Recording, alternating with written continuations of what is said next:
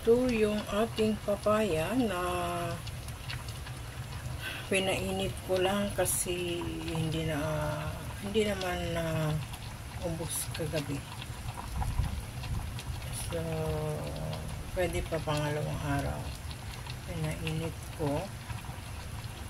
Dinagdagan ko ng 3 papaya uli kasi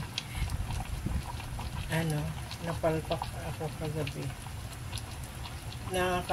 Natulog na ako na yung sabaw sa kusina ay nakalimutan kong ilagay sa ref.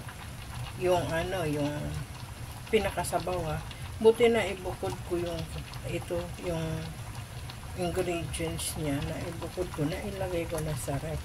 Yung sabaw kasi mainit pa, kaya hinayaan ko muna siya sa kusina. Ngayon nakalimutan kasi 2 tumblers na.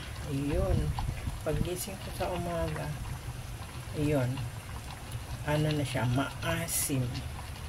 Kaya bumili ulit ako ng 3 papaya, pinakulo ko ulit, tapos hinalo ko na lang dito sa yung isda at saka kung ano-ano mga ingredients. Yun, nagabuno ako ng $10 dahil sa aking pagkaulianin.